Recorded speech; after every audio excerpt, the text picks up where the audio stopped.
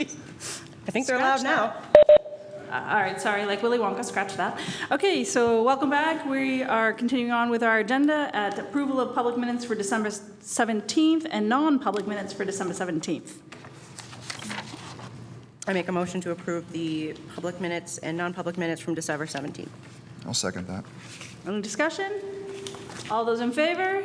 Aye. Okay, we're up to public comment, and ironically, there'll be public comment in about 2 minutes, too.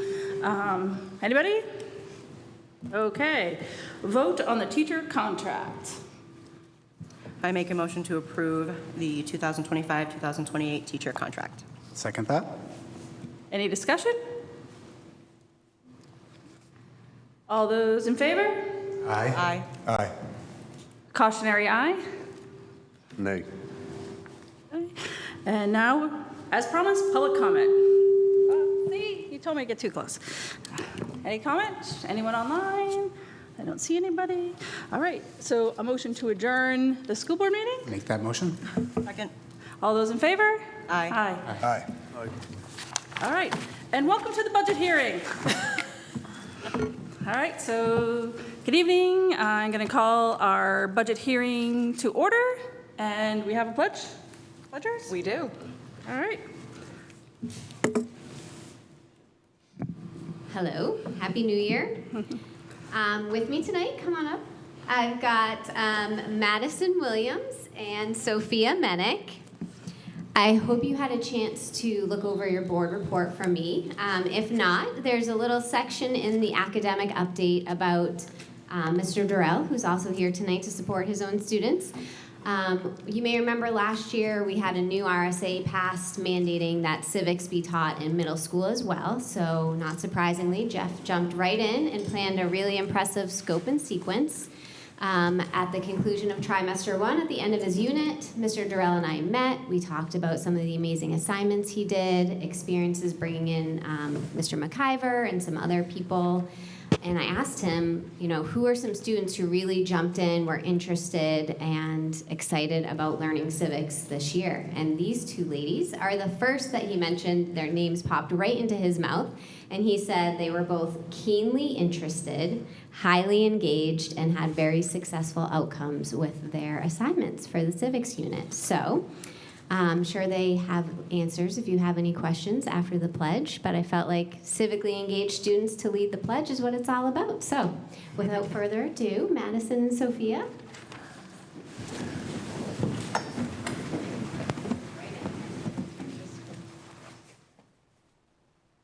I pledge allegiance to the flag of the United States of America and to the republic for which it stands, one nation, under God, indivisible, with liberty and justice for all.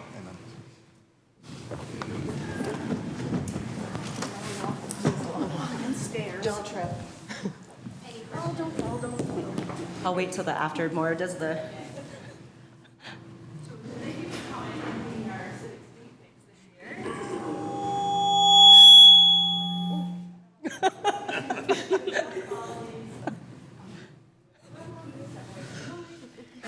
One of you mind giving one to Mr. Durrell for coming up with a scope and sequence? All right, then I think the board might have some questions or comments. And thank you very much. So I actually got to be on the Department of Ed's special committee that helped to write that piece of legislation. And so I would love to hear what you feel you've benefited from or your favorite thing about the civics courses you've taken. I'd just love to hear anything that you wanted to share about it. You can pull it down. I'm also short, so I understand. I think it just benefits me a lot because whenever I hear anything that's even a little bit political, I know about what's going into it. You know, like we just had the election, so I know how that works now, which kind of helps. So just kind of stuff like that. Could you explain it to the rest of us? Yeah. No.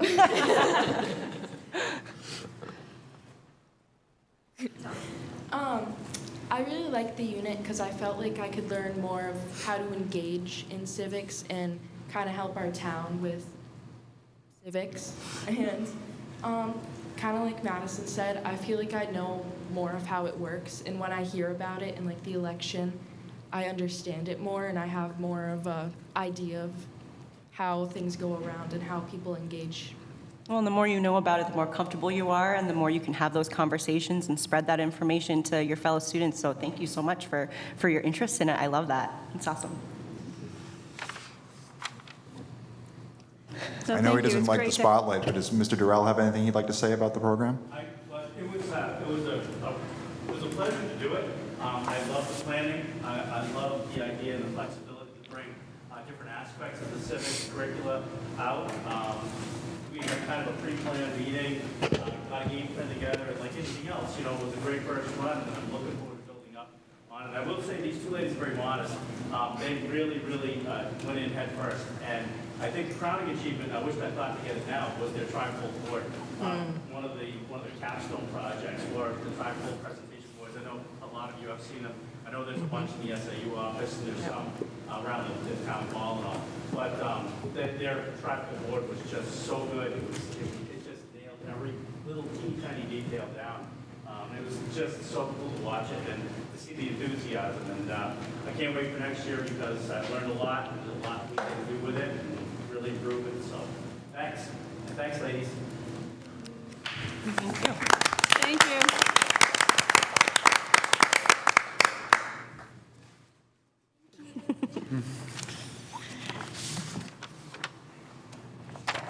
All right, so approval of agenda?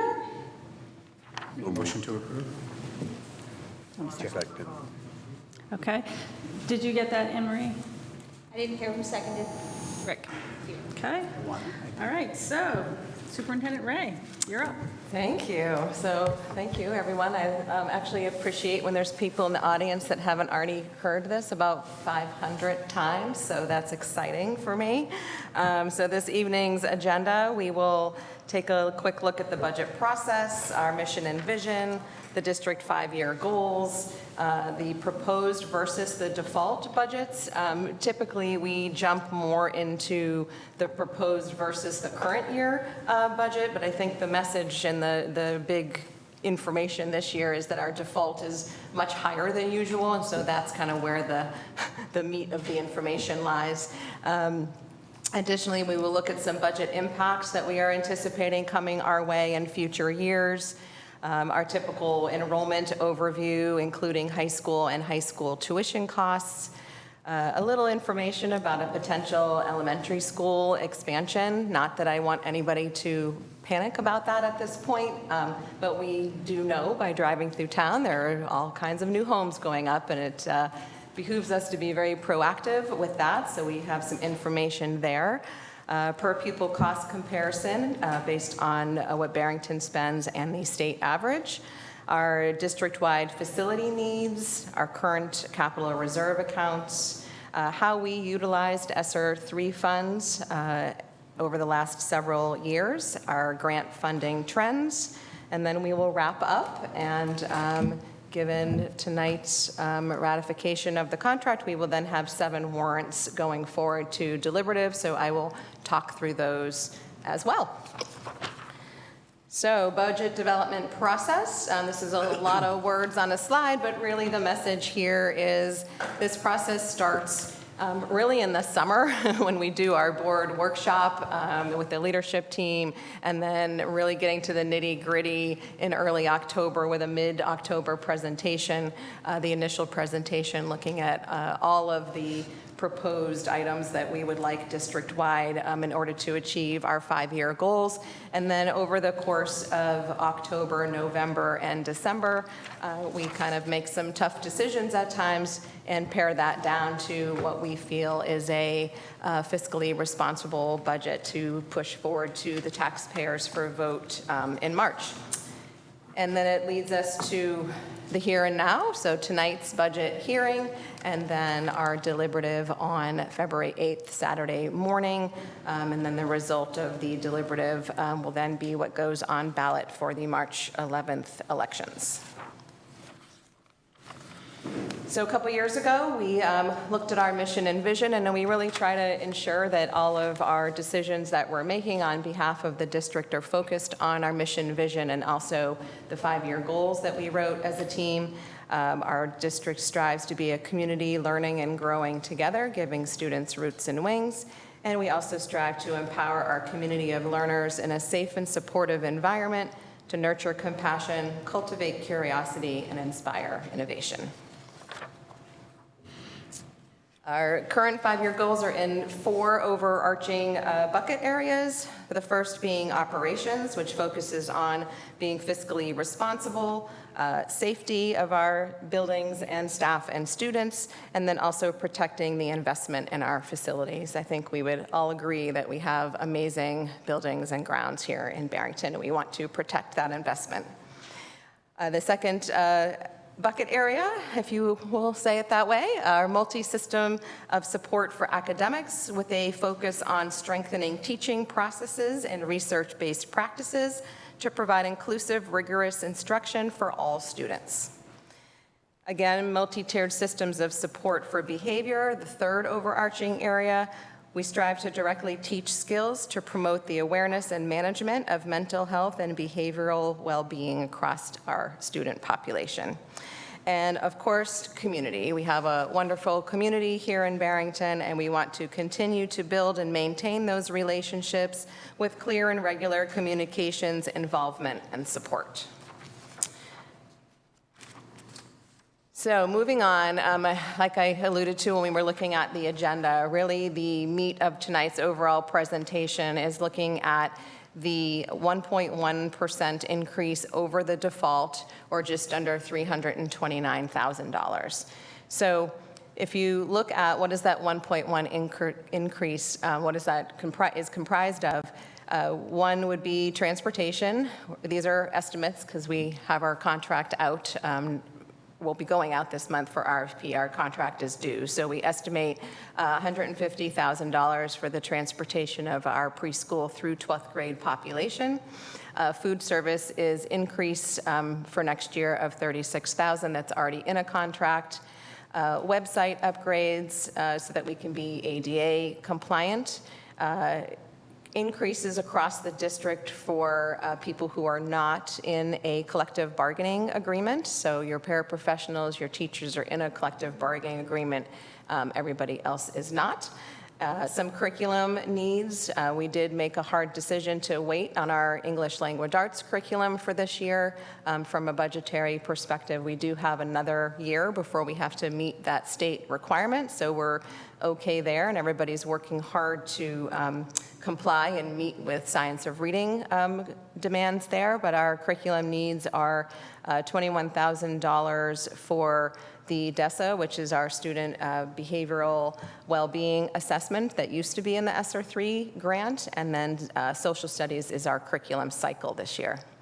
And then we have a variety of facilities upgrades, or I shouldn't say upgrades, items that need attention. Some that are in our control, some that are not. So one that would be utility cost increases, repairs and maintenance increases, cleaning service. I think we all have heard the narrative over multiple years now that finding custodians and maintenance staff has been a real struggle, and we've had to contract that service out.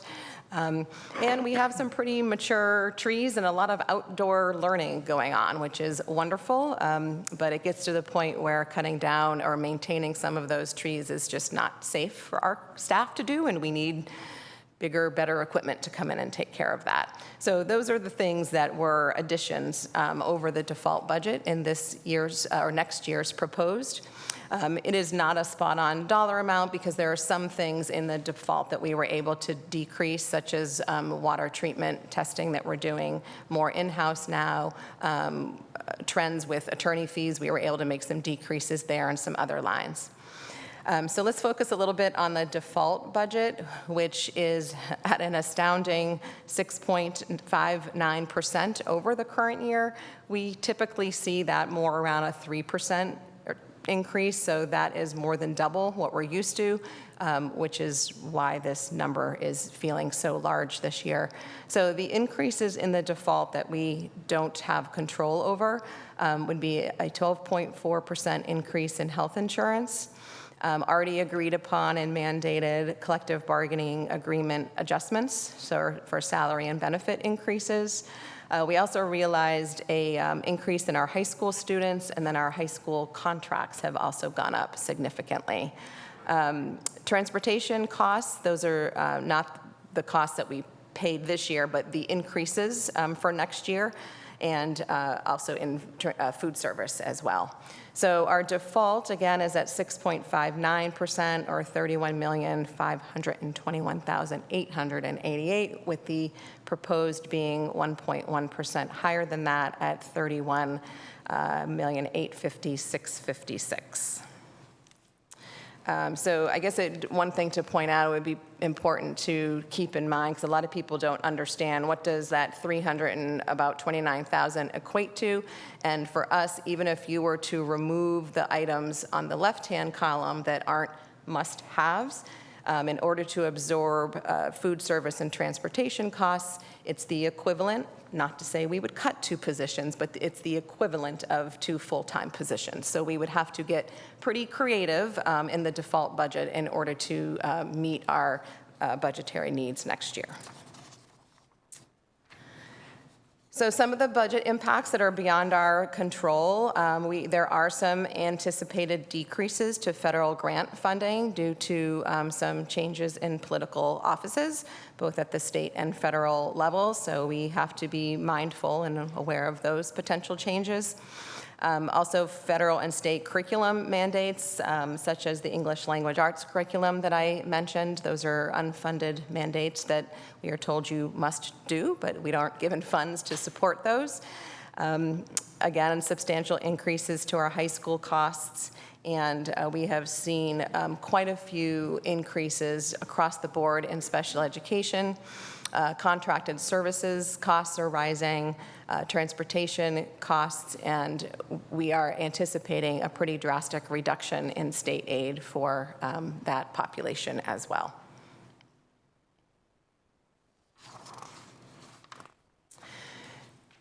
So of course, our enrollment is important to keep track of as we build budgets, because how many kiddos we have in the seat kind of dictates how many teachers we need and supplies and everything else that is involved in this budget. We have honestly remained fairly stable while other communities across the state are seeing pretty drastic decreases. So that's good for us. We've been able to maintain our building sizes and staffing levels. There's about an 85 student fluctuation if you look, year to year across this 10-year history. So pretty stable there, preschool through 12th grade. So our projected enrollment for next year, right now the preschool lottery is happening. We are anticipating near full capacity without going into a big explanation of educating our identified population of 3- and 4-year-olds. We always have to ensure that we have space available for those kiddos as they turn 3 and they need those services and enter our program. But 72 would be considered full capacity across those 6 sessions of preschool. We do have 2 lower groups right now. The current kindergarten is a little lower than we typically expect. We're usually pretty spot on around that 100 mark. And it's the 2nd grade? It's the 2nd grade. Where's Rich? You nodding? Yeah, I wanted to make sure I was accurate there. And then a couple years ago, we also had a lower than expected kindergarten group. So 2nd grade is in the mid-80s as well. So overall, the elementary school's a little bit down projection-wise for next year. And really what we can point to there is we have a newer charter school in the area, one that has been in Dover for quite a bit. So 2 different charter schools that some families are choosing to access, and then also some continued homeschool at the elementary level. Middle school and high school is slightly up for next year with about a 20 student increase overall. So then we jump into high school. Interestingly, it was right after those COVID years that we kind of had a burst, and then we've sort of gone back and equalized out. We are projected 6 students higher next year overall, and then it becomes significant as you look at your tuition rates, which we will look at next. But generally speaking, just to put this into perspective for people, our high school tuition costs make up approximately a third of our overall budget. So that's usually pretty astounding when people look at it that way. So when you look at the rates, we do have every number confirmed at this point for next year. The Dover High School rate, because of the city tax structure, remains an estimated. We did make the decision at either the last meeting or 2 meetings ago, I forget now, to increase that a little bit. We had put the projection in at 20,000, but when this year's number came in at 18,930, we thought we better go a little bit higher per student. It's not likely that it will only go up $1,100, so we did build a little bit more in there. The other, I think, pretty significant change there is, we used to feel like the Dover High rate was pretty significantly lower than the other 2 high schools where we send, and it's pretty equalized at this point, right around the 20,000 to 21,000 mark for all 3. One thing I do want to point out, there's been a lot of questions. I've had a few emails, and then Headmaster Smith from Co-Brown has reached out to me. People seem to be very concerned and potentially confused. I know Ms. Taylor spoke to this at our high school forum last year. Please, people, don't think that just because we have the contracts going forward for Dover and Oyster River that we are no longer in a relationship with Co-Brown. That is absolutely not the case. We have a solid relationship with Co-Brown. We'll continue to make that an opportunity. And actually, I was just talking with Headmaster about our memorandum of understanding. So it just is coincidental that the other 2 long-term contracts are up this year, and Co-Brown is a memorandum of understanding, not a long-term contract. So that's the distinction. So anybody who's listening, please share that, because I don't want people to be nervous or worried about that. So we looked at overall preschool through 12th grade enrollment history prior. This is preschool through 8th grade, just to look a little more closely about the students that we educate, right here in town in Barrington. So again, it has stayed pretty stable. And a lot of that is due to what I will talk about on the next slide. Yes, our numbers are stable now. However, the elementary building, was built quite a few years ago. It needs some attention in order to accommodate new programming and staff that's been added over the past 10 years. So we've added quite a few programs in order and staffing to keep our kiddos in district, but we haven't changed the layout of our building at all. So we certainly teach and learn differently now and need different flexible learning spaces compared to how we taught in the 70s. Again, no need for panic currently, but we certainly want to be proactive. We don't necessarily want modulars sitting out in our yards that end up in the long term costing you more and are very inefficient buildings.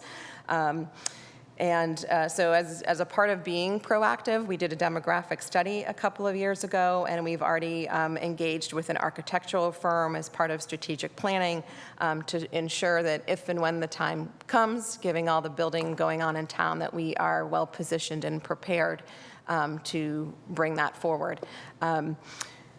So we engaged with NESDEC, which is the New England School Development Council, to look more deeply at a demographic study, which is just a deeper dive from just an enrollment study. And these are the sort of the overarching important things that they discovered. Our population is steadily growing, and the other piece is the average age in Barrington is lower than the average age in the rest of the state. So that is another indicator that it is younger people, younger families moving into town with potentially children that will come to our schools. Also, when the study was conducted, many of the ongoing building projects had not yet begun. So they don't crystal ball it and say, oh, well, there might be building on that plot of land. They wait until the ground is actually broken and the structures start to go up before they include the numbers of potential students in their projections. So if you look at the number of units that, when talking with the planning board and the permits that have been pulled, and you apply the formula that NESDEC uses for the number of bedrooms in homes, et cetera, the result there could be about an additional 100 students, K-8, with an additional 10-plus high school students. And looking at where most of our classrooms are under 20 students, that's 5 additional classrooms, 5 additional teachers and space that would be needed district-wide. We have been keeping track of all of the new students that have moved in since the construction of the condos across from the middle school. So all of the new roads, Mr. MacGyver sent me a list of those, and we have been tracking in our Power School system who has moved in. And since that condo complex across the street has gone in, we have enrolled additional 60 school-age students as a result of new construction. I think we want to be clear that's not all coming from. No. So, correct. So I wanted a time frame of like, what are the new roads? Like, when do we want to start tracking from? So that new complex and every other new road, new house, new construction since has resulted in 60 total students. There's a pretty little housing development off of Ramsdell Lane that has some new students moved in from there too, I think. Yeah. Yeah. Absolutely. There's 14 homes there with like 19 kids under the age of 6. Yes, and those are included in this list. So really, in summary, we need to be diligent, and we just need to keep track of it. And, again, our numbers are stable. So even though we've had 60 kiddos move in these new homes at this point, we are still remaining pretty stable in our overall enrollment. So this slide shows the per pupil cost comparison. The left is the elementary school level, our per pupil expenditure versus the state average. You can see that we tend to trend a little bit lower than the state average in the elementary school population and pretty much spot on the state average with middle school. And that's not an unexpected thing at the middle school level, because you then start to have, different classes and offerings like foreign language and things that then bring that number a little higher than our elementary school. So this is a pretty important slide.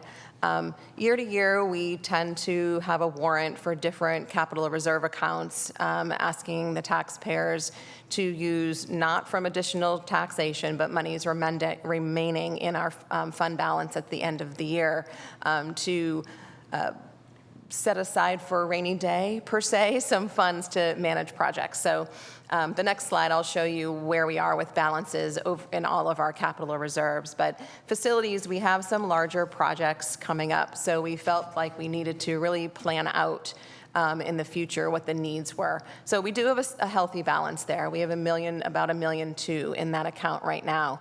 But when you look at the size of our parking lots, the size of our roof, even the age of this building, even though it looks amazing, it's still, 22 years old? 22 or 32? 22, yes, thank you. I was like, wait a minute, how long was that bond? So when and of course, these are estimates for what these projects would cost now. We know that next year they'll cost more. So the board has been great about when we get to April, May, June, and we have money left over, we tend to make some decisions about what we can do to maintain facilities and grounds. But I think it is in our best interest to just know that we need to set aside monies for capital reserves in our facilities capital reserve, about $250,000 each year, to ensure that that $1.2 million isn't then zero by the time we do some of these projects.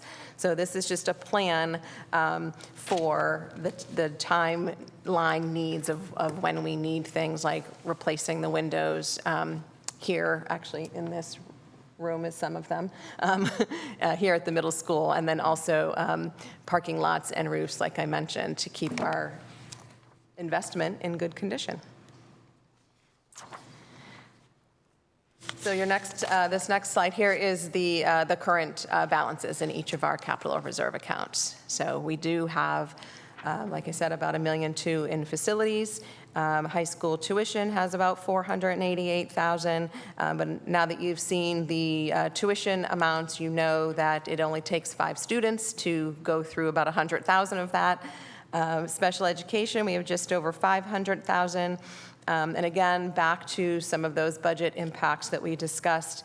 We used to be able to send a student to an out-of-district placement when we just didn't have the capacity to meet their needs here in the district, between $45,000, $50,000 a year. And at this point, the majority of those placements are over $100,000 each. So you get a move-in of a student with multiple needs, and that could cost you anywhere from $100,000 to $200,000. So just so people have a reference point for that. We have a technology capital reserve, but I would say that given our refresh cycle that Mr. Delange has put forth for a variety of things like computers, Chromebooks, projectors, we haven't had to access that.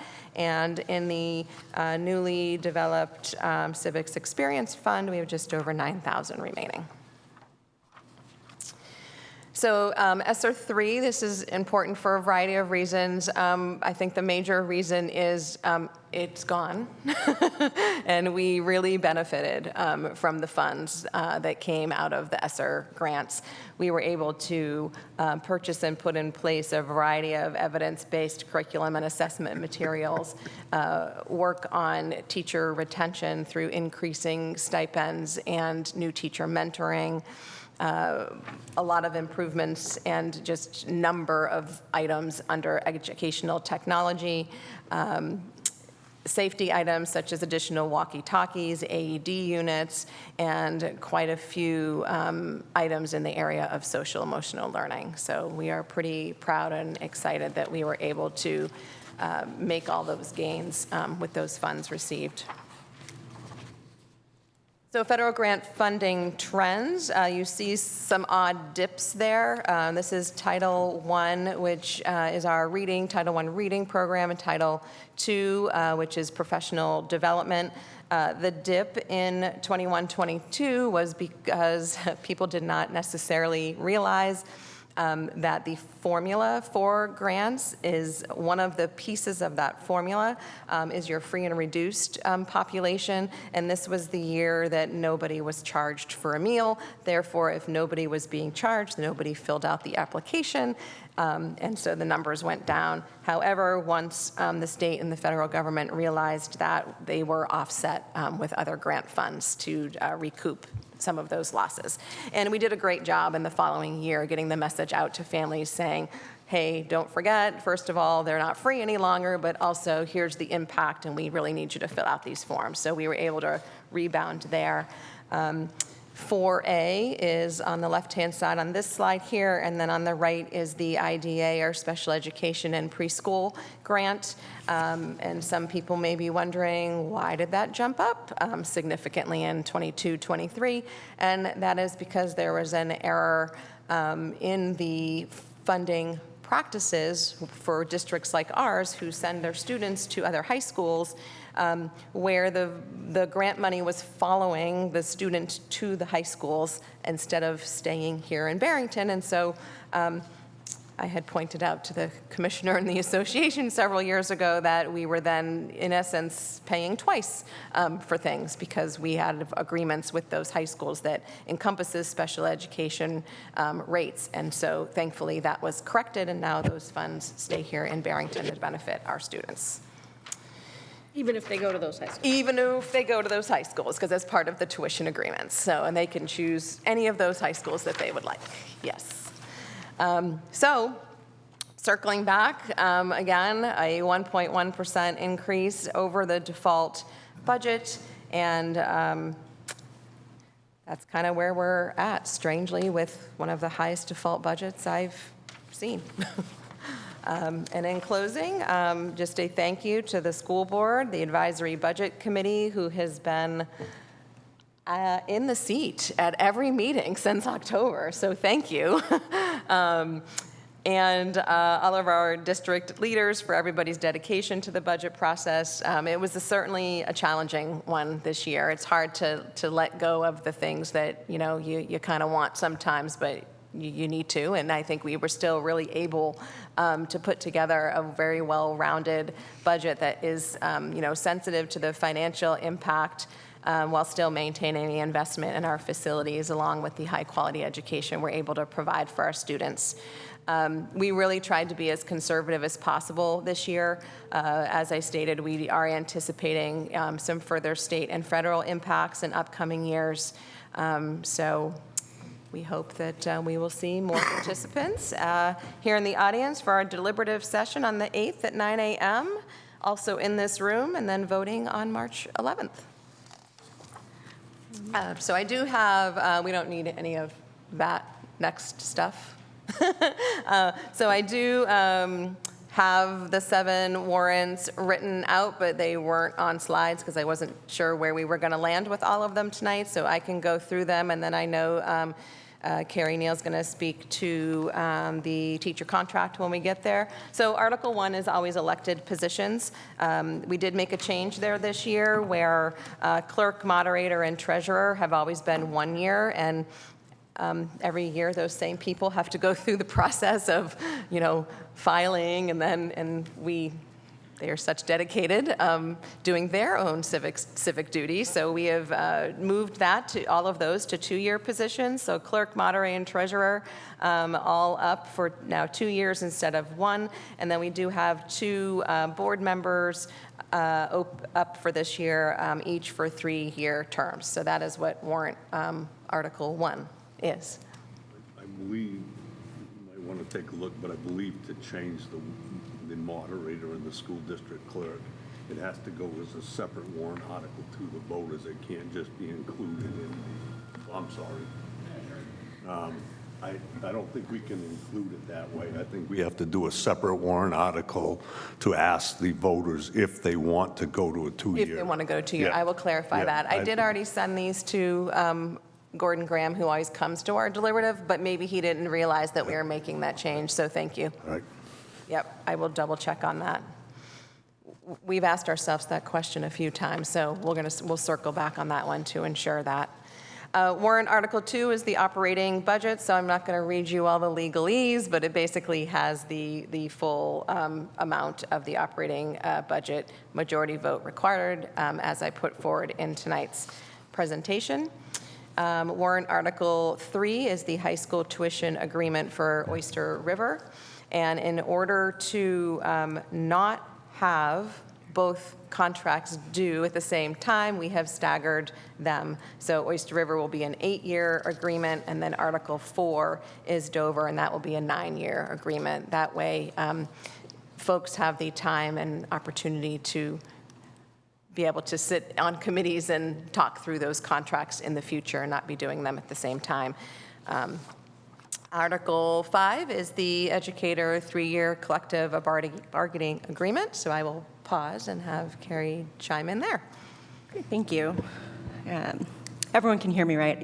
Usually volume's not an issue for me, but just double checking. First, I'd like to express both my and Jason's immense gratitude and appreciation to everyone involved in the negotiations process for their time, effort, and dedication. I just realized I'm including Jason because Jason and I were the negotiators for this process, just to be clear there. As we know, this process is never easy nor simple. The negotiations we recently concluded were among the most challenging we've ever faced. These discussions touch the core of what we value, our educators, our students, and the community we serve. Hardships are often a precursor to progress, and we believe that this contract is a reflection of that progress. Through difficult conversations and a shared sense of purpose, we were able to secure meaningful changes that are represented throughout the contract. But for example, we wanted to call out that we stabilized and equalized the salary grid and brought salaries into a real competitive range, both which have been goals of the board for some time, as well as making significant improvements to prep time and professional development and teacher workshop days. And those are just a few examples of progress that were made through our hard work. We also worked diligently to strike a balance between the immense financial pressures of rising healthcare costs while also providing an agreeable insurance plan for our valued educators. Unfortunately, the board received information regarding insurance and its financial impact too late in the process, and therefore the timeframe to complete negotiations concluded before we could collectively arrive at a year 2 and year 3 plan. But I want to be candid that the school board continues to remain committed in these difficult economic times to work together with the BEA in the fall on a carrier and plan that is truly agreeable to both parties, and Jason and I look forward to representing the board at that time. The final contract is a result that represents a significant step forward. It reflects our shared values and a mutual respect for not just all the voices at the table, but for those that did not have the opportunity to be there. It provides tangible improvements for our educators and staff, ensuring they feel supported and valued in their essential work. It also safeguards the integrity of our schools, ensuring we remain financially responsible and prepared for future challenges. Moving forward, we still have a lot of work to do in November regarding insurance, but this agreement is something we have faith in and support. It is more than a document, it's a testament to what we can achieve when we come together, even in the face of tremendous difficulty and financial hardship. I want to give Jason the opportunity to add anything else as well, but I want to thank the board for putting its faith in me as lead negotiator, and thank you all for the opportunity to present this to you. Thanks, Carrie. I mean, you captured it quite perfectly. Negotiations were definitely daunting and tough, but we got through it, and I appreciate working with you and getting to work with these teachers I know in the community on a different level through the BEA leadership team. And I think we had a common goal of coming together to find a beneficial deal that honors our hardworking educators, us as board members, and of course everyone as tax-paying, committed residents to the town of Barrington. We have about 100 educators represented on the collective bargaining agreement. And I know I was proud and Carrie was proud to focus our efforts on acknowledging all of those educators on the CBA. And whether they've been here for 1 year or they've been here for 25 years, everyone should feel valued by what we put together. We hope this warrant garners voter approval in March. Our educators deserve stability and security now and for years to come. So, thank you. Okay, and then just to wrap this up, because we have Article 5, which is the collective bargaining agreement. We also have then Article 6, which is the opportunity to hold a special meeting for cost items only if that article were to fail. And then, as I discussed earlier with the facilities capital reserve plan and the bigger projects in the upcoming years, we are asking for $250,000 from unreserved fund balance on Article 7 to be added to that capital reserve. And that is the conclusion. All right, so next on our agenda is questions. Any questions? We'll look in person first and then look online. Don't all run to the microphone. Anyone online, Mr. DeLange? All right, then. Aren't we supposed to vote on the budget tonight? Yes, you are. It's not listed there. Yeah, I looked at the past agenda, and we've never had it listed. I just kind of thought it was part of the process. So somebody either should amend the agenda, or we should just have a vote. And the Advisory Budget Committee is meeting in the music room to have any follow-up discussion they need to have and do their vote as well this evening. I make a motion to approve the agenda as presented. Do you want to amend it so we can vote on the budget and the warrant articles? Oh, sorry. That's the question at hand. What's the language?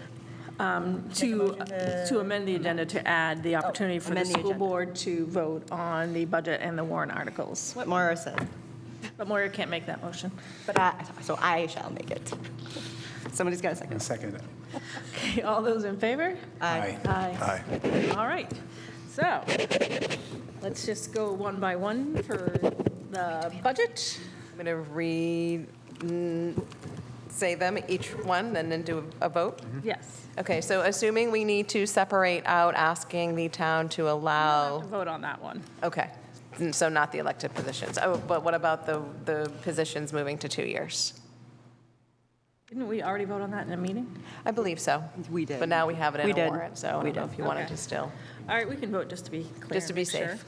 If it So has to be if- its own warrant article, Yeah, so assuming it will be its own warrant article for the clerk and the moderator and the treasurer to now move from 1-year positions to 2. That is what is on the table. is there any discussion? Okay, all those in favor? Aye. Aye. All righty, so we don't have to vote on the next warrant article. Right, the second one is operating budget. And then, lost track here. Article 3 is the Oyster River. We do have to vote on the operating budget. Oh, yes, yeah. I meant the second one would be the actual Oh, right, the actual positions, yes, sorry. We don't vote on that. Misunderstood that. Warrant Article 2, operating budget. Okay. Any discussion on the budget? No. All right. All those in favor? Aye. Aye. Aye. Okay. Oyster River contract? No, Article 3 is the Oyster River High School tuition agreement. We already voted on that. We already voted on that one. And the Dover. And the Dover one, yep, you just sure did, and signed those. And then 5 is the educator CBA. So you already voted on that. to ratify that this evening. 6 is a special meeting for the CBA for cost items only if it were to fail.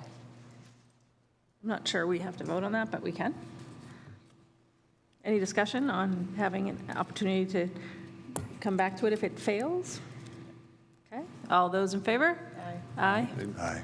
Failure is not an option. And then the last one is the addition of $250,000 not to be raised from additional taxation to the facilities capital reserve account. Is there any conversation, discussion? You switched it up there. Sorry. It's been a long day. Okay, all those in favor? Aye. Aye. Aye. All right. Then that brings us to, I'll entertain a motion to adjourn. I make a motion to adjourn. Second. Any discussion? Hey, all those in favor? Aye. Aye. Point of conversation. Sorry, I totally thought you were asking about voting on the